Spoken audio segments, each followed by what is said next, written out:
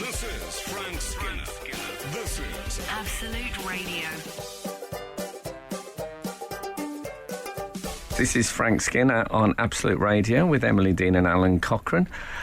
We are not live this week. This is a pre-record, so please don't text the show, or your texts will disappear into the ether, which would be awful. However, you can still follow the show on Twitter and Instagram at Frank on the Radio, and you can email the show via the Absolute Radio website. That's certainly true. What good will come of it is anyone's guess. Good morning. Yes, morning. Good morning, Frank. It's not actually morning, is it? We Oh, have it is still had, morning. Lovely. I really appreciate Lifelong Mockney Red. I can't imagine what their I didn't know you were passions a are. wine drinker. What if there was actually a bottle called Lifelong Mockney Red? Imagine the connoisseurs would disapprove. Well, there was that was very fashionable a while back, wasn't it? To have sort of grumpy mum wine or cats. Was it? I won't say. Yes. Okay. Yeah, it's part of that, what's that Cats trendy Alive. advertising called, where it's a bit matey, you know, like on smoothies where it goes, oh, we're made of 12 oranges and 3 grapefruit, guys. You know, that sort of stuff. I don't want to befriend the things I'm about to consume. Me neither. I didn't know you were supposed to read it out in that voice, by the way. I might call you next time I have a smoothie. It's part of the sort of it's disruption, I believe. Oh, isn't is it? That's what it's called. Lifelong Mockney Red says, Steve, can we do that again, please? Pre-recorded, you say? Oh, as a reference to you, which I like, Frank. Okay, so it means that... But we still won't re-record anything, let's face it. We'll still leave all the rubbish in. I just think people have got used to that. Speak for Yeah, yourself. it's good for the light and shade, isn't it? I think that when you have a Turkish coffee, you are happy to leave that stuff in the bottom. Mm-hmm. It gave you flavour and it needed to be there, but you don't actually want to consume it. That's all it is. You know what I like how he referred to it as that stuff in a very Birmingham 1950s way. What's at the bottom of a Turkish coffee? Oh, no. Oh, it's like our version of the ballet link or It's something. the coffee granule. Is it? There's not the granules. Grains. Yeah, the remains. Let's call it. Yeah, I don't. So I'm not saying I have any grounds for complaint. Very good. I'm just saying that, it's all right to have those other bits. Yes. That is my view. So, oh, God, I had a shock. This week. What happened?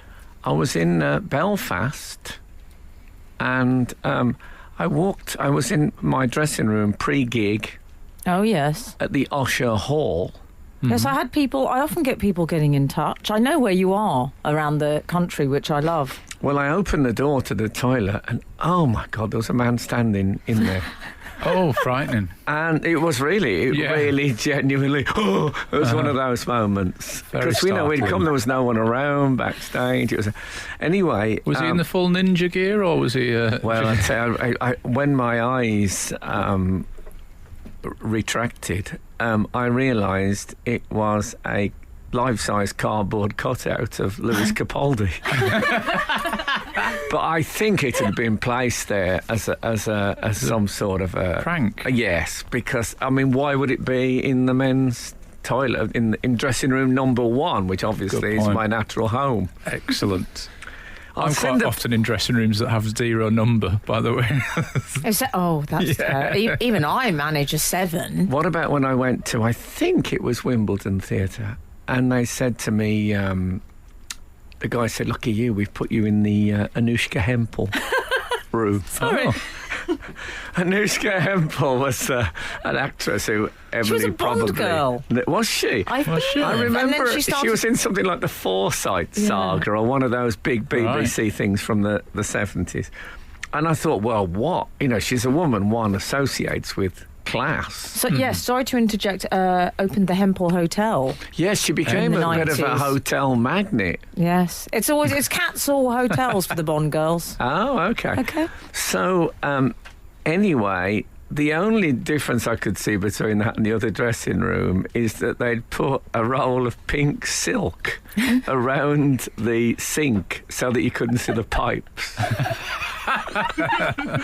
I thought she'll be so proud that that is her memorial. Frank Skinner on Absolute Radio. I was on a train coming back from Manchester Piccadilly to London. Oh, I was familiar with that route. Very frequent. Yeah, well, I was in first class, dear. Well, I have been too. Yeah, I'm sure you have. But extraordinary moment of tension. Unfortunately, they cancelled the Stoke train. And so... you got an overcrowded first class? I got an overcrowded first class. And brutal. And I felt... I weren't sure all these people had first class. It doesn't feel elite if there's loads of people in there. By its nature. I'll tell you what it reminded me we're not live today. I'll tell you what, it reminded me of that scene in Eisenstein's 10 Days That Shook the World when the Russian Revolution crowd break through the barricades and you think, that's it.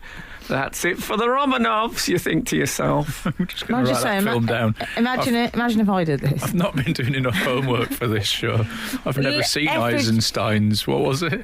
It's called 10 Days That Shook the World. It's wonderful. 10 Days That Shook the World. Effigy outside Absolute, if I did this. You know how Frank say on the bins in the Smethwick? But you know what it's like? It's hard having a recognisable face when people have been drinking for 8 hours. Oof. It was a night train, you know. Or was it? Anyway, there was a guy on there who I'm just going to flag up. You're complaining about your problems being famous in first class. Continue. Yes, okay. I'm not. I'm being upfront. I'm being upfront about this. I know. It was true. So I was reading a novel and just thinking I'm going to lose myself in literature. Excellent. Which one, Frank? Am I allowed to know? It was, what is it called? Something like Otterker Station. It's about a guy who lives in Spain, and it's brilliant. Oh, okay. Oh, good. I'm glad you gave it a good. You looked a bit pained as if you were going to have to give it a bad review on air. It's really brilliant. In fact, in a minute, I'll Google it and tell you the right, because I would recommend it. Heartily, like this. I recommend this. That's me recommending it heartily. Russell Heartily. I saw a very unusual late review. You know, we sometimes talk about late reviews on this show. I saw the band Elbow doing a sort of a lo-fi gig recently in Manchester, and Guy Garvey, when introducing one of their songs, talked about the novelist Jonathan Franzen, and he said he wrote The Corrections and some other books that weren't as good. I thought, I think that's absolutely correct. Late review and a zing at the same time. Wow. And I have to say, entirely accurate. Oh, I like some of the others. But anyway, okay. I haven't read any of his stuff. Literature. Anyway. Oh, we are. Meanwhile, over in first there class... was a man... with his partner on the train. I sensed he'd been drinking at length. Oh, dear. And he was going to get off at Stoke. I had that to hold on to because I could tell by his accent where he was going to get off. And then I'd sort of changed a bit, because at first he was just a bit sort of aggressive and a bit strange. I mean, not to me, but I could, you know, you know when you're... Have you ever watched anyone blow up a very large balloon and you're waiting for the moment? Yeah. Yeah, well, It was like that. It was that energy. Anyway, he suddenly started going, if your name's not down, you're not coming in. Not tonight, not tonight. If your name's not down, you're not coming in. Not tonight, not tonight. I would say in excess of 100 times. Is it John Hedgley? Yeah. Well, I'll tell you what, as a Fall fan, I thought, I'm quite enjoying this. Yes. This takes me back. He was like some sort of, you know, urban poet. If your name's not down, and people would go. She was, I think he was called Rob or Steve or one of those, and she was going, Rob, leave it, and he'd say, all right. If your name's not down, you're not coming. So that went on, and. I started to feel, God, people were saying, come on, mate, and stuff like that. And I felt like this is what Jonah must have been like in Nineveh when he told them that they were facing their doom. A great symbol of that they were going to miss out on salvation if they continued to be sinful. If your name's not down, you're not coming in. So, anyway, as you can probably guess the end of this story, there was a big fight. Was there? And oh yeah. Oh. And did you step up to the plate? Well, I don't know if it was exactly a fight. I was very much even concentrating even more on my novel at this point. But she was going like, come on. There was a bit of, it's not worth it being said by the girlfriend. And then he got off, and then he was chased along the platform by an official man. Alan, this is Alan's favourite story ever. I know it was. It reminded me of when the night boss of my youth, when there was always stuff like that every night. Basically. You know what it is, Frank? I think life just becomes a series of the dog in the playground moments. Yes. And we all secretly crave those moments for the disruption. I like watching them now. What I like is the sort of the peephole on the cell door. That's how I like to watch them. I don't like to be in the cell at the time. But anyway, I didn't come to any harm. But I was the only person on the train who missed. If your name's not down. Yes, I checked out. It is actually a song. Oh, yeah. By the Klaxons, I think. But it was a new one on me. And I listened to their version. It wasn't anywhere near as good as his. It is a man just saying Another that. late review. And when I played it, my 7-year-old son, Boz, to my amazement, said, well, he needs to expand his vocabulary.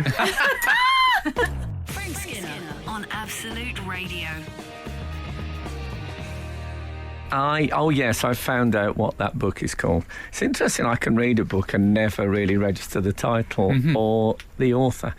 Anyway, it's called Leaving the Atocha Station, Atocha, by Ben Lerner. Oh, excellent.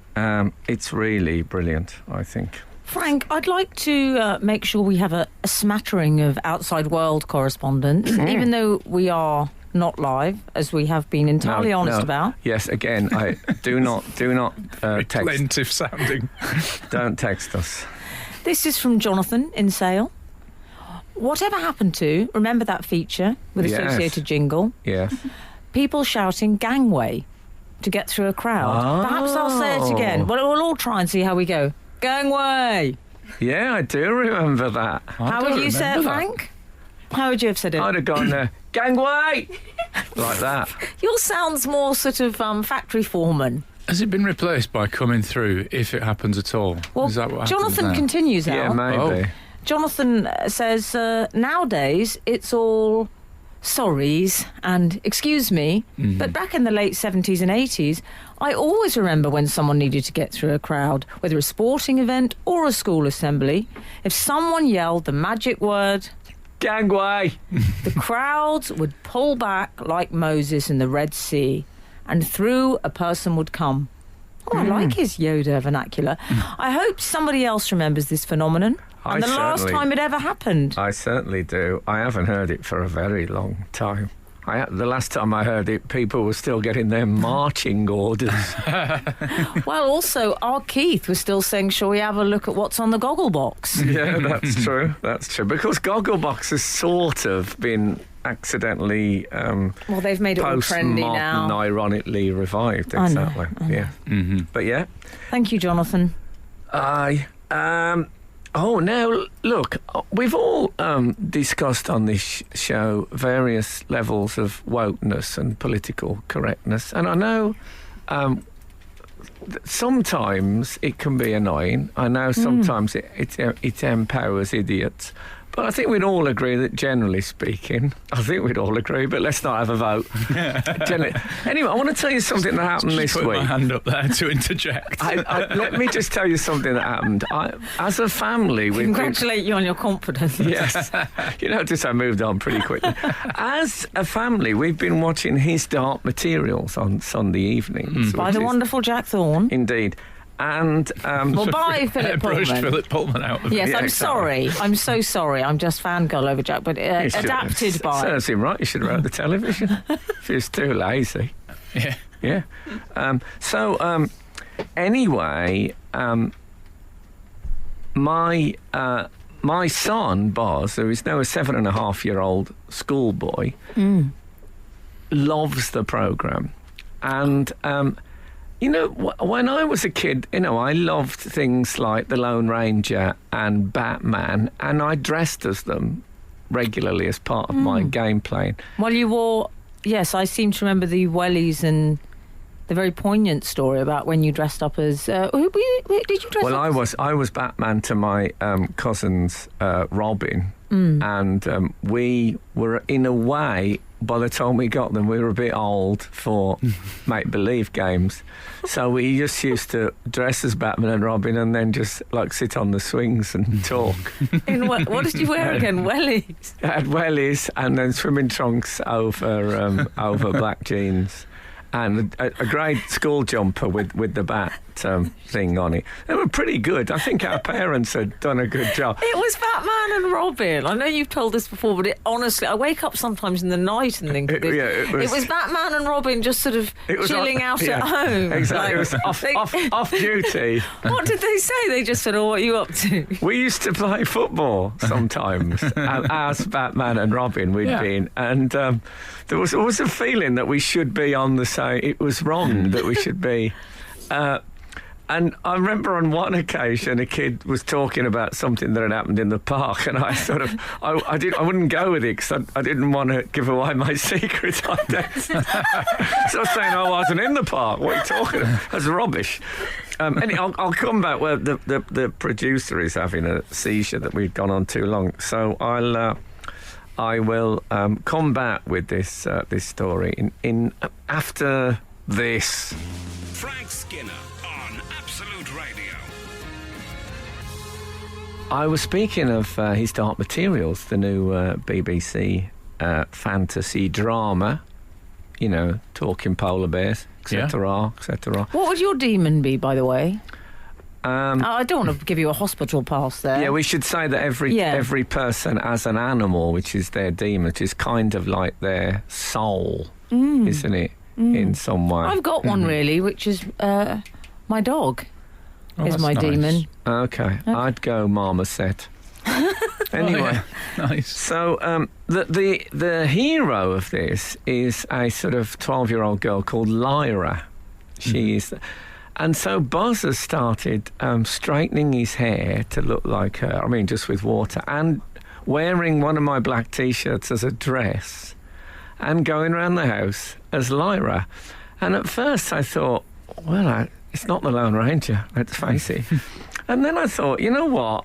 For all the stuff about how political correctness can get in the way of normal conversation and comedy and actually harmless, quite nice, friendly stuff, as well as obviously doing good detective and police work, I felt really very pleased that my son could just think, I love this show, I want to look like the hero of this show and not be troubled by the fact that it's a young girl. And I thought, you know what, I think things are going to be all right. That's what I thought. I honestly, it made me feel, I didn't say anything to him because I don't want to make a deal of it. It's not a deal to him. I just felt really good about it, so there. Well, I like that he's also got a female heroine.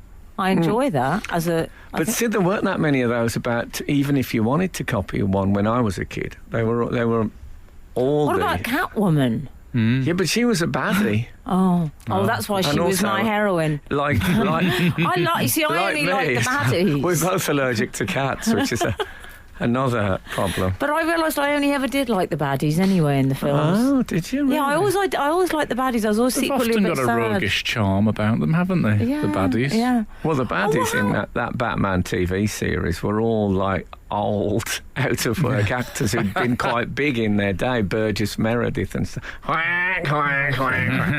Well, I remember. I like to hear that about Buzz because he did once when I interviewed Jack, your brother-in-law, for the podcast I do, and I told him that Buzz, I'd said, what do you like most about Jack? And he said, I like his swimming, his kindness, and his writing.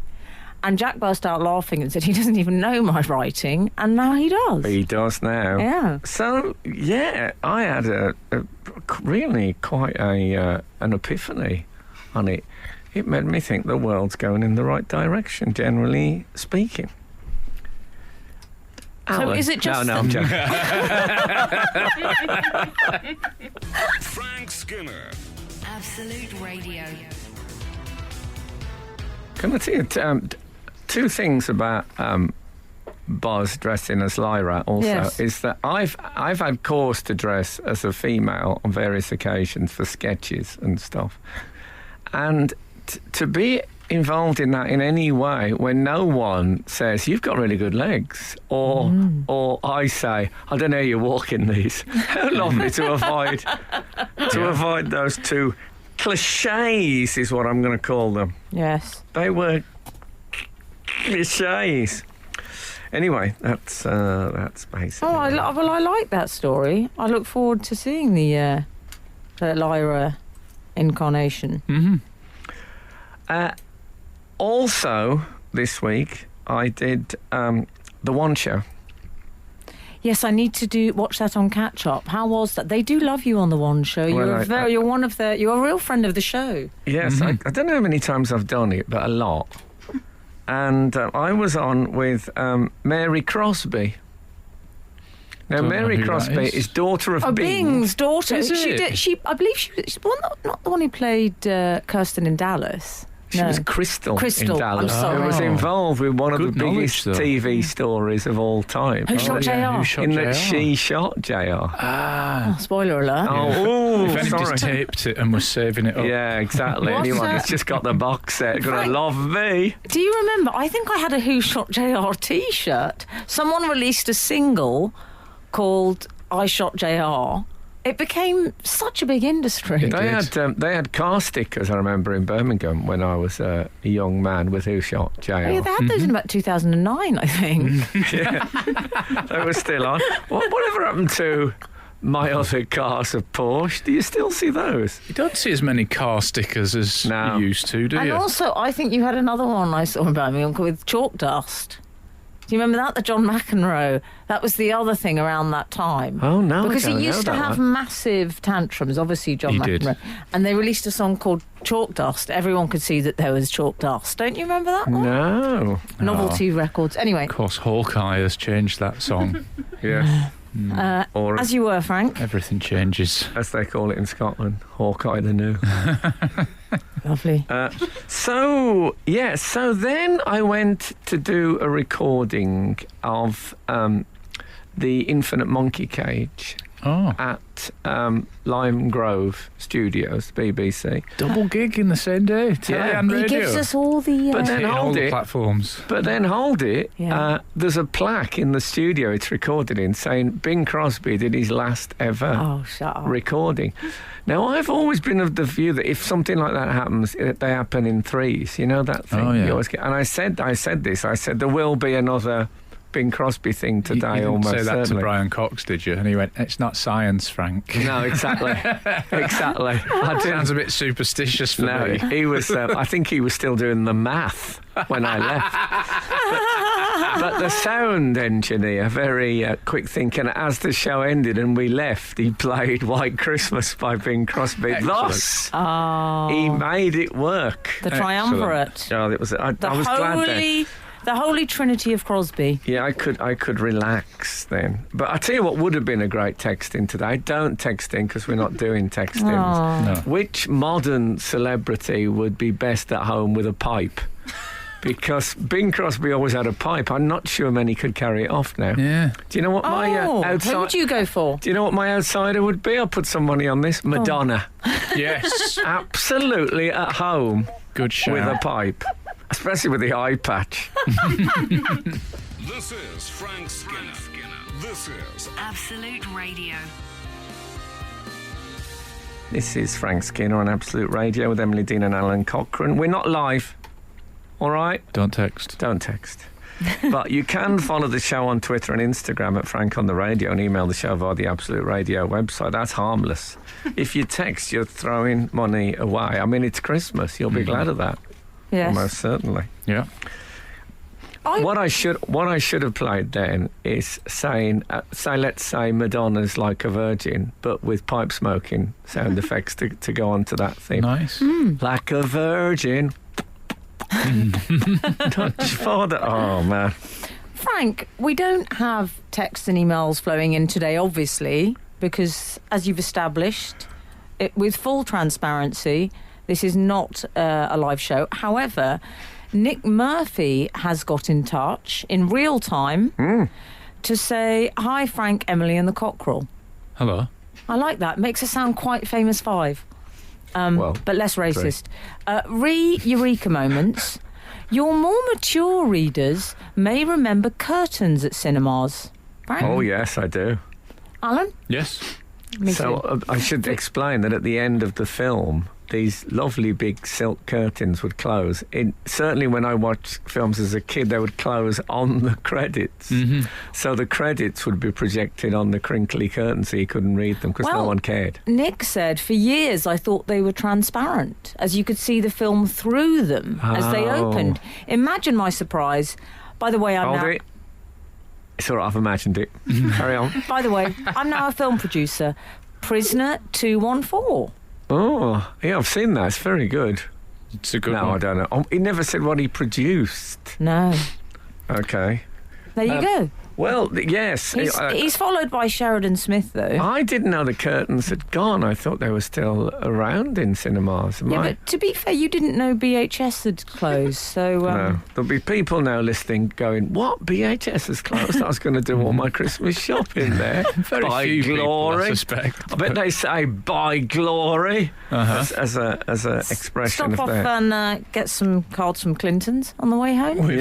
We've also had an email about something that we discussed last Saturday, which was outdoor washing machines that you brought to the attention of the nation. Well, to be fair, Hocknell alerted me. Mick Hucknall told you, and you told the nation. And then the nation has decided to respond to both the show and my Instagram account with photographs of outdoor washing machines, including some friends of mine who've been WhatsApping me photographs of washing machines. Are they standard washing machines or are they all weather? Well, as it happens, we've just received an email from John Smith Davies, who signs off as John SD. I like it. Hi all, just to clarify, the street machines are also for washing larger items that won't fit in a standard machine, brackets double duvets, etc. Okay. Good intel, John SD. Thank you. I see. So a tent, maybe you could take a tent? If you do wash a tent. But, You know when at football grounds when they pass the enormous shirt over their head to the fans? Yeah. I don't think that is why the washing machines are there for exactly that service. An eider down. Yes. Yeah, very few of those about, aren't there? Yeah. But, when I came in drunk one night and I felt sorry for the dog. It was very cold in our house and the dog was trembling with the cold. So I took him to bed with me. And when I woke up the next day, I was just aware of these lumps of white fluff everywhere. And he'd scratched a big hole in the eider down to nest down. I leapt out of my bed in rage to chastise him and felt something warm and clammy squeezed between my toes. I'm going to leave that with you. Just like he did. Exactly. Frank Skinner on Absolute Radio. I would like to talk about Star Wars. Star Wars? Oh, God, don't start him off. I saw a friend of mine the other day who is a fellow Star Wars enthusiast. Mm-hmm. Who's that? I won't say. Stu is called. Oh, sounds a bit made up. Never heard of him. And he said to me, what time screening you going to? Oh. So not what day. Oh, he knew. He absolutely presumed I'd be going the first day of release. But what time screening? Well, you will have had this in your diary for a while, Frank. The Rise of Skywalker, is it? I said we're at the 9:30 a.m. What? Actually, we're not fooling around. There is a midnight one you can do, but I thought it was a bit late for a 7.5-year-old. But yeah, 9:30 for the new one. Oh, so you go? Oh, isn't that nice? You can go with Buzz. Yeah, take totally. Breakfast in. You can take your brekkie in. Yeah, well, it's one of those cinemas where you can eat. They bring stuff to the thing. Oh, I don't approve of that. Oh. Travels in first class and he gets Yeah, I'll probably I get don't- down in the cinema and I'll hear, if your name's not down, you're not coming in, not tonight, not tonight. I'd like him to follow you round. Less fun in a cinema, though, you'd I can agree. imagine. And every time you're on the one show, he's outside banging on the glass. Or just saying with that. me. Yeah. He's my demon. If your name's He's not... Sorry, definitely this is someone's Robbie. demon. Yeah, he's from Stoke, you know. As if that explains everything. Exactly. He's potty. He's from Barcelona. Very good. Very good. Even I got that. So, Star Wars. Star Wars. Well, you'll be very excited by this. I mean, I'm afraid I was a bit. How many are there of these things? There's been too many. It's like EastEnders. It's just always on. But I think the was main a dude fan. from Disney recently said, to be honest, we've released too much Star Wars stuff recently. Well, this is the end, isn't it? Is this the final one, Frank? Well, it's the final one of this trilogy. If this is the last Star Wars film, I will eat my sombrero. Oh, okay. He means Solero. That'll be a pay-per-view It's a event. nice lolly that he's got with him. So there was an interesting incident during the. I mean, they sometimes drum up this stuff, don't they? And they sort of make a big deal out of it. But JJ, is it Abrams or Abrahams? Yeah. Well, I call him Abrahams, but I don't know what he calls himself. But Okay. as we've never met, it hasn't really Just go with mattered. JJ. Anyway, Yeah. he revealed on Good Morning America, which if people aren't familiar with that, it's a bit like the Piers Morgan, Susanna Reid one for Americans. That's right. He went on it to be. Is there a Good Morning everywhere in the world? It's like a Good Morning Bolivia. Good Morning and stuff. Tokyo. Good morning, Ukraine. Oh, yeah. Yeah, we've got that. Oh, Good Is there Morning Good Morning- Tokyo. I love that. Yes. I wonder if they. If only there was a song that... Is that Morning Tokyo. There it is. Here comes Piers Morgan. Happy to be seeing you. They should make him and Susanna Reid sing that, but with Britain in it. Good morning, Britain. And then Fern Britain could be carried That's a on good a idea. chrysanthemum throne. Oh, that's China. Is it China or Japan? the chrysanthemum? Yeah. I think it's Japan. Japan. Do you know why you should know this? I know, because it was a question I got wrong on Who Wants to Be a Millionaire Yes, many and years I ago. believe I it's say I didn't Japan. get it wrong. I actually didn't answer it. I bottled it. No, you didn't. You correctly decided not to go for it because you didn't know the answer. Exactly. It's Never Japan. stopped me in any other area of life. That's Yes. true. Anyway, JJ shares the same name as Bruce Forsyth's son, incidentally. JJ. Yes, he's a JJ. JJ Forsyth. Yeah. Is that right? I always remember him because when he was a child, I saw him in a Hello magazine with a tuxedo baby grow at his christening. Never forgot Excellent. it. Hashtag once. I want one for me. In a sort of non-ironic way, Yeah. which I like. Yeah. No, that's really good. JJ Abrams, not Forsyth. Bruce Forsyth used to wear, you know, when men used to be on telly in like those evening suits with the black silk stripe down the side of the trousers, those classic Lovely. ones, black paint and shoes, but socks that were almost see-through. So that was, I mean, that level of intensity of a black tie outfit has gone. Yeah. You know, you go to a black tie event now, there's people just in black suits, Yeah. there's people in black jeans. Yeah. I mean, come on. But then the see-through sock, sometimes with a garterette. Frank, where's the Cumberman gone? Well, Cumberland. I think he's probably making Doctor Strange too. Frank Skinner on Absolute Radio. J.J. Abrams revealed on Good Morning America that someone, he didn't name the actor, he just said a member of the cast had, unfortunately, had the script leaked. They hadn't intended to do that. They'd left their watermarked copy of the script under their bed, and it had been stolen by someone. He didn't say who it was. Over to you, Alan Cochrane. And then it got put up for sale, and now is it John Boyega Yes. has admitted that it was him.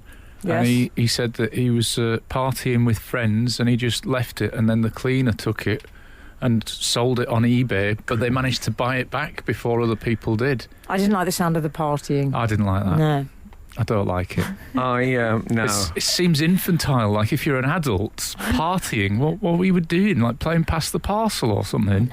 You've got international representation, as Frank would say. He definitely has. Yeah. I think. Yeah. Well, if you see, what I'm most astonished by is the variety of statement coats that Boyega is sporting. He's got some this very year nice alone. coats, yeah. Well, not just very nice. I saw he was Velvet wearing. jacket. My fashion eye is still active I bet. I've heard because that. I spotted he was wearing a Raf Simons coat, and it's got a special sort of charm key motif.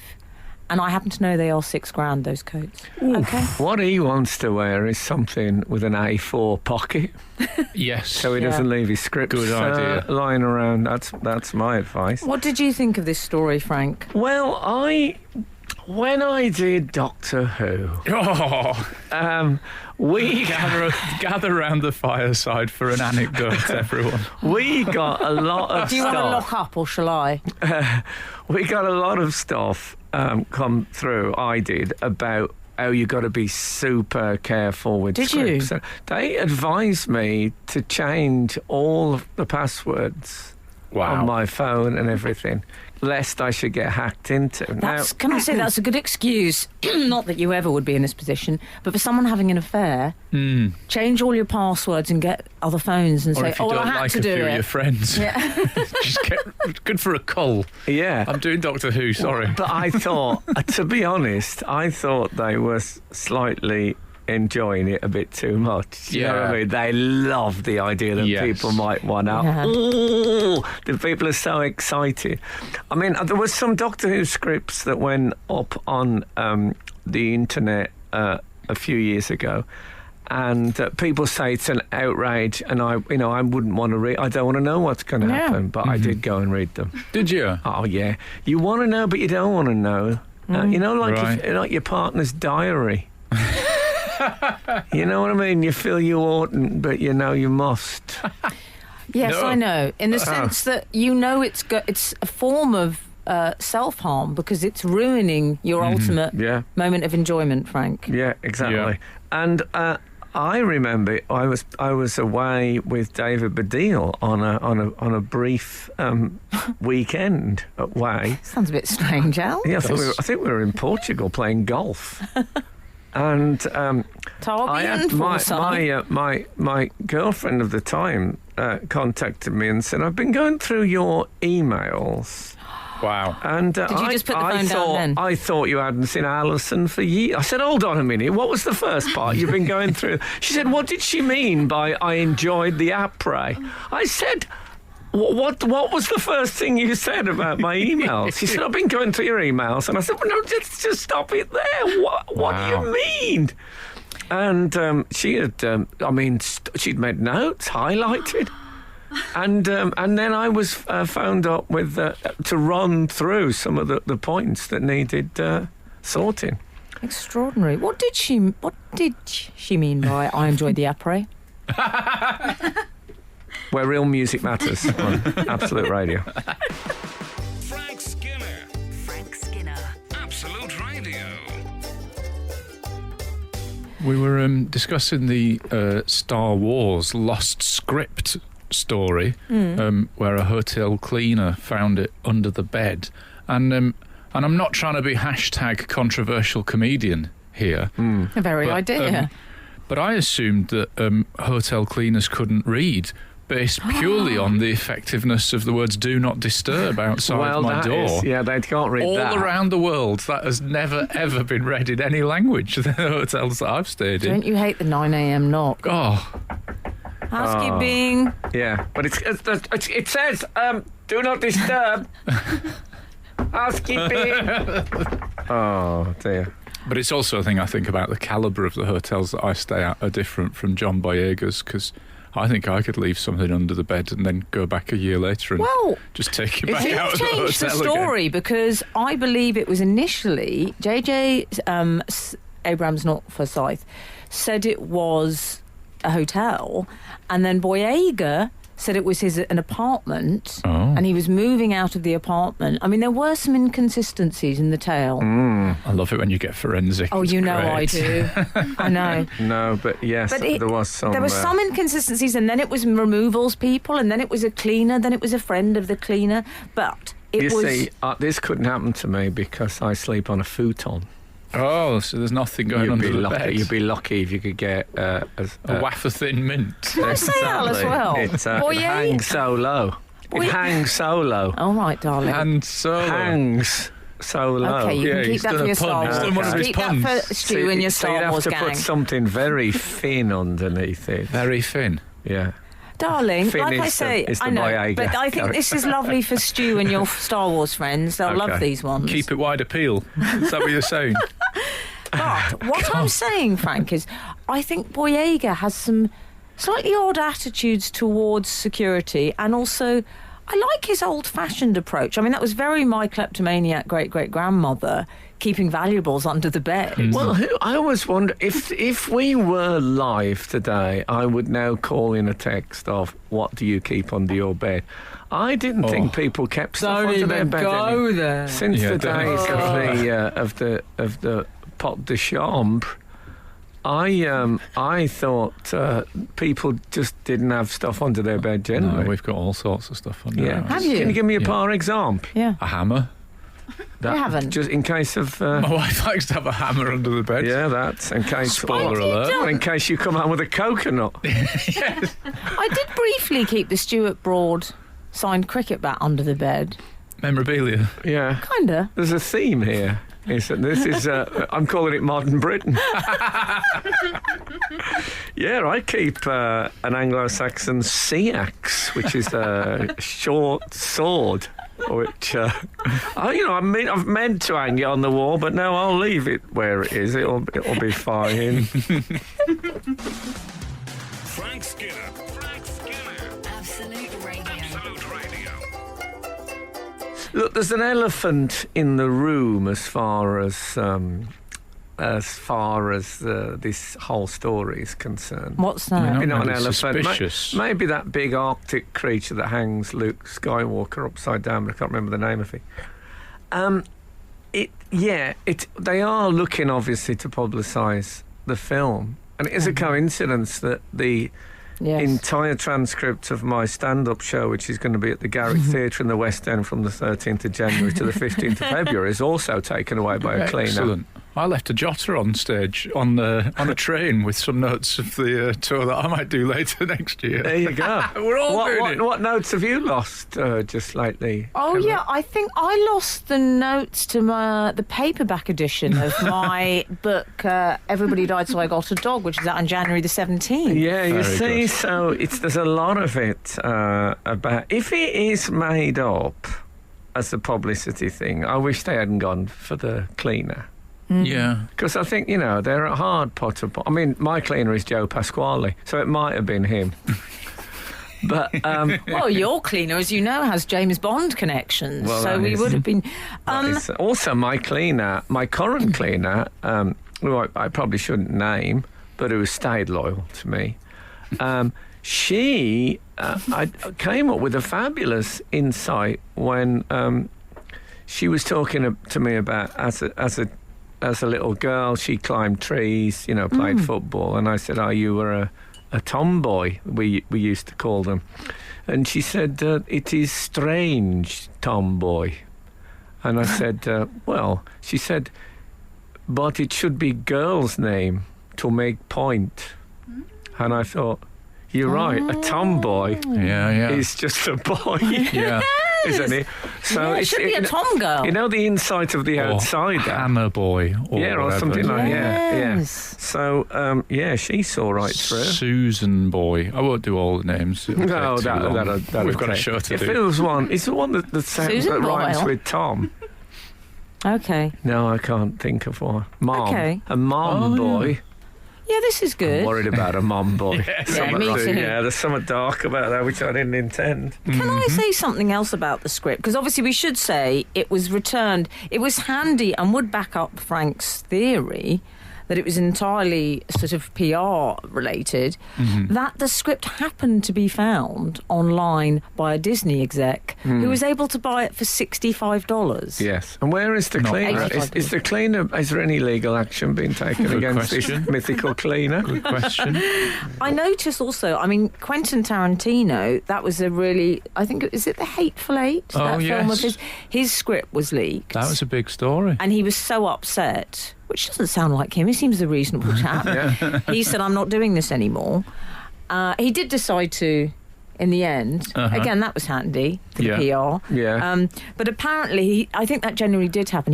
He's got so paranoid as a result, he now keeps scripts in safe and he won't send them to actors. When he did Once Upon a Time in Hollywood, he made Leonardo DiCaprio and Margot Robbie come round to his house and he stood over them while they read it. Wow. That sounds like a fun afternoon. Okay. Do we think the Brinks-Matt robbery was just an advert for jewellery? Frank Skinner on Absolute Radio.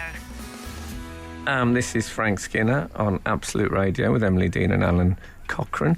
We're not live this week. This is a pre-record, so don't text us. You're throwing money into a hole. But you can follow the show on Twitter and Instagram at Frank on the Radio, or email the show via the Absolute Radio website. Any good stuff we will rake over and either do it today if it comes in straight away, or we'll do it next week. Don't worry, we don't want any gold to slip through the riddle. Indeed. And in fact, we have had an email during the week, and I'll read it to you now. It's I don't even know its title, but it says, "All right, muckers," that's us. "I love football. I love red cards. Whatever happened to the circular red cards that some referees used to have, though? They weren't common as far as I remember. Did the referees who used them wake up the morning of a match feeling a little bit exotic and decide to take the circular ones with them instead of the mundane rectangular ones used by the rest of the boring referees? Were rectangles and circles the only choices available to them, or could they, in theory, have used any shape? Imagine a pentagon. One shaped like a finger pointing the player off the pitch." I like that as an idea. I can imagine There's a touch of could Kenny go wrong. Everett coming back there.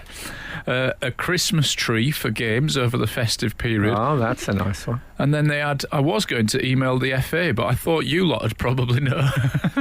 Praise redacted, Richard Leeds. Frank is essentially the FA in so many ways. I'd be anxious about the finger one, but a pointy arrow one. Yeah. Like I mean, I don't want to tread on the red arrow's toes.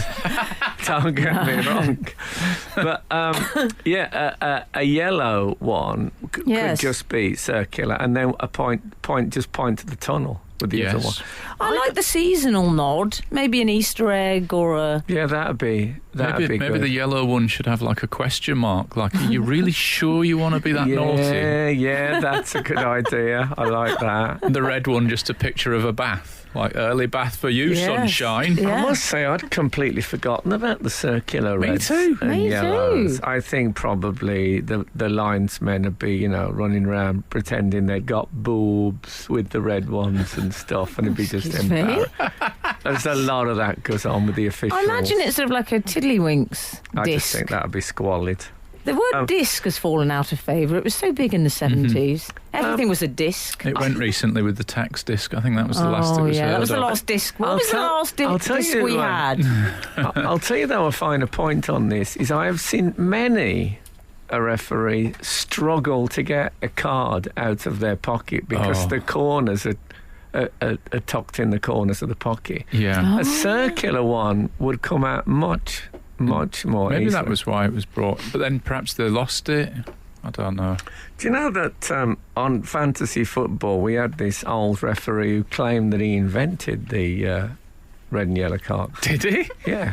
But is that like your dad saying he invented the Winter Wonderland? He was quite a significant... No, I think my dad probably was wrong about that. You can be so happy if you try. Exactly. This guy, who was quite a famous referee, he said that he was driving to a match and he was thinking about sending people off and how it'd be nice to give them more of all that. and he stopped at the traffic lights and thought, hold on a minute. Here I am. You get a bit of a warning that it's about to go red, and then when you get red, that's the end of that. You have to stop. What about if we simulated these on the football field? So that was apparently how the whole thing came about. Interesting. Good night, everyone. Frank Skinner on Absolute Radio. We've had, I'd like to share this with you. This is, someone tweeted us actually, Mike Wright, and he's tweeted us a grab from a 1975 Argos catalogue. Okay. He says something for everyone in the 1975/76 Argos catalogue. That'll be, going over into the new year, of course. Excellent. It's a visual thing. I might retweet this during the week so our readers can see. But I know, but bear with, because we have on this page at number 8 an Isle of Lewis chess set, and it says filled with real chessmen, height of kings 3.5 inches. What are real chessmen? Yeah. That reminds me. I remember around the time of the '66 World Cup. Yes. There was the mascot in the World Cup was World Cup Willie. He's like a lion in a Union Jack thing. Right. There was a song by Lonnie Donegan, dressed in red, white and blue, World Cup Willie, etc. The usual mascot stuff. Anyway, they had a World Cup Willie in this exhibition who was described as life size. What does that even mean for a fictional creature? Well, next to the Isle of Lewis chess set, which, FYI, is a moulded board in hand-finished simulated oak. Love simulated oak. Nice. That's the best oak. Argos price, $15.99. They have a selection of air rifles, air guns, and some pistols as well. There's also a junior air pistol. On the same page as chess? Well, I suppose it's a military game. It could be in a kind of exactly. armoury and military. If an argument over chess led to a duel. This was my thinking. What section would you look under for the Lewis chessmen and the gun selection? Is this guy making the point that there's lots of references to the show on this list? He just says something for everyone. I wonder if because there is a fall song that I used to play a lot on television as a walk-on music for my guests, called the Jawbone and the Air Rifle. Lovely. It sounds like an indie film. I would also like to share this with you. This is from Hattie. She says, "Hi, Alan and the rest of the team. I'm so pleased to hear that your wife, also enjoys the sport of walking with eyes shut. Do you want to quickly recap?" This was when you were in absentia, Frank. You were away. Oh, yes, a lovely country. So friendly, the people. I told Holly, as was, and Emily, that my wife had revealed... No, Gareth it would be. Oh, was it Gareth? Yes, thank you. My wife had revealed recently that she has a hobby that I knew nothing about, that when she's out on a long walk... Sometimes she'll see how far she can go with her eyes shut. On her own? On her own. And she'll just, But she tried to encourage... Does she drive? She does drive, but I don't think she's allowed a crossover. She's very disciplined. She's like Robert De Niro getting into method for Mr. Magoo.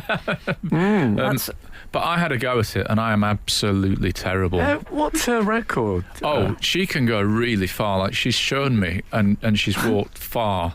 And I'm. Does she have accidents? I think we all. No, she does it on like a football pitch or a country path, and she'll most referees. She'll go very far. I mean, I think this whole conversation, has shown us how much comedy has changed in the last 30 years. That I'm on the radio saying, my wife, she can walk really far with her eyes shut. Yeah, exactly. And she's not fat. It's we've definitely moved on. My son's dressing as a female action star. And you're telling wacky tales about your wife's who goes. I like the country path. Did you say? Yes. The whole thing thing being about walking in the country is the natural beauty. She's an eccentric. What can I tell you? I like someone who's so fiercely anti-scenery. They would rather walk into a cow than look around them. Frank Skinner on Absolute Radio. I was mid-email. Hattie... Well, I wasn't mid-email. I wish Hattie was a milliner. Oh, Yes. so do I. That would be one of the great nominative determining things ever. I've got 2 friends who are milliners. But, you know, How many have you got? well, who wants to be a milliner? Yeah, very good. I was thinking that Emily can make friends at the drop of a hat. That was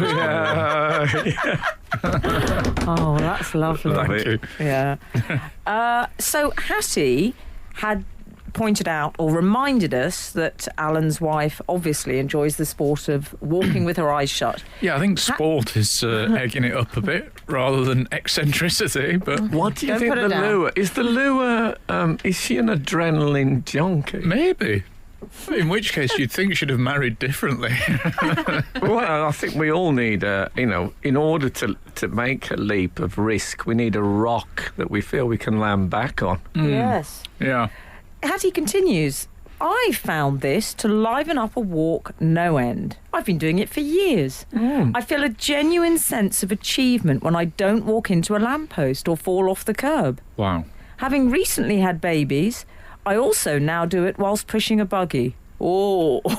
Yeah. Would your wife consider this to be cheating? Praise redacted. Thanks, Hattie.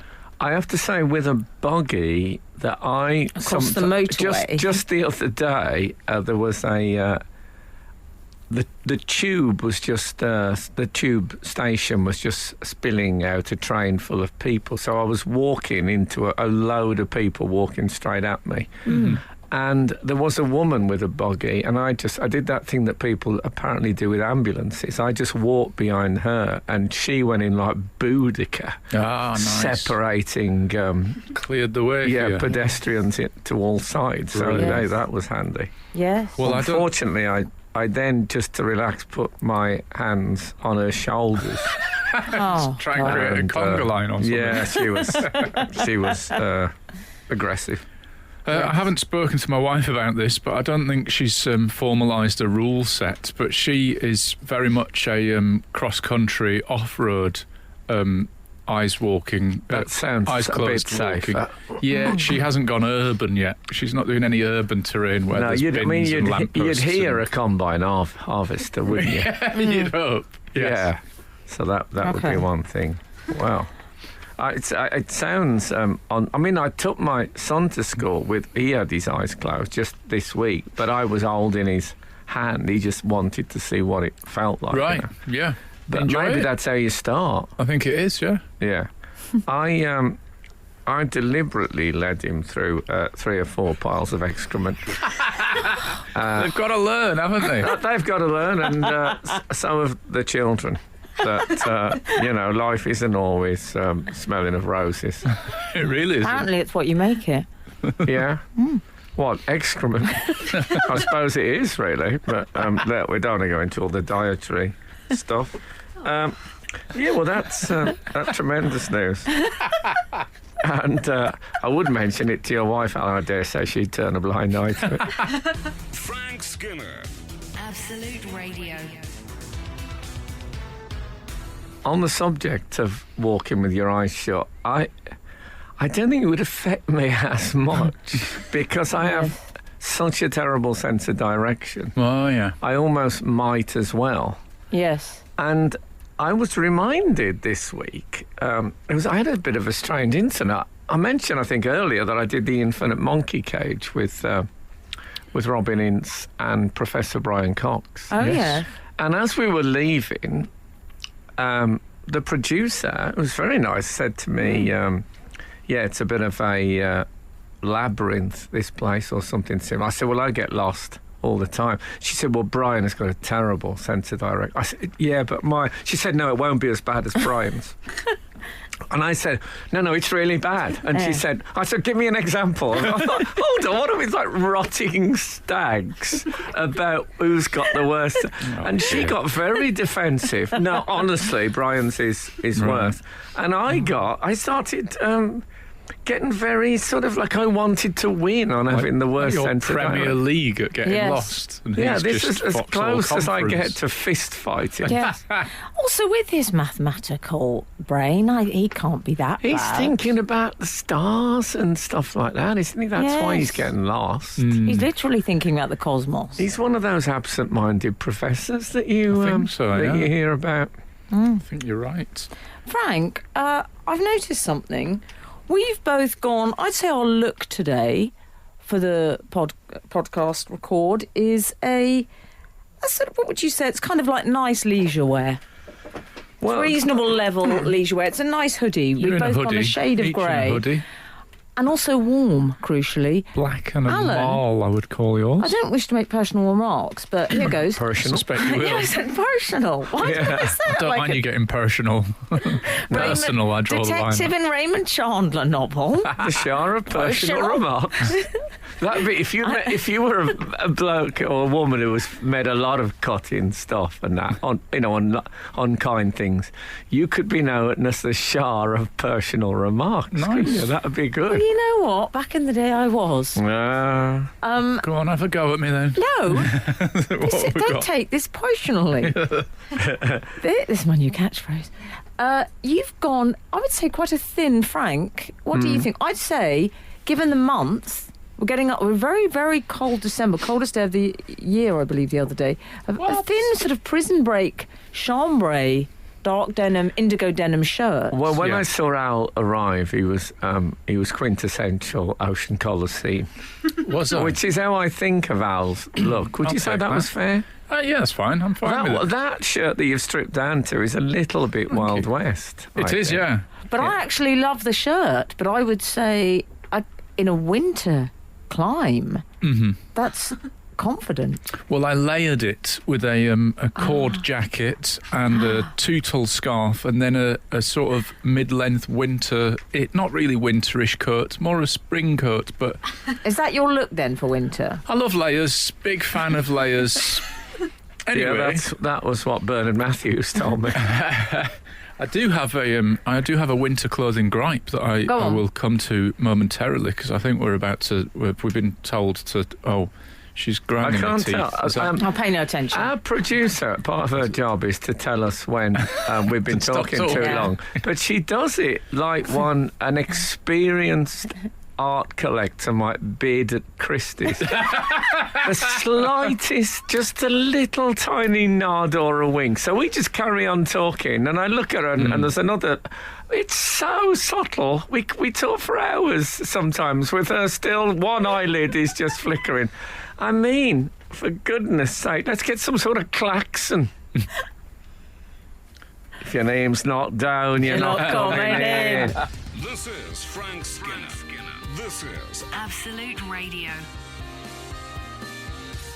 So I have a winter clothing gripe. I know that as people approach the colder months, they like getting out their winter coat. People like that sort of ceremony, don't they? Yes. I don't particularly, because I like just layering lots of spring clothing, as it were. Oh, okay. But I do. The trouble is that you have to buy them in some slightly bigger ones.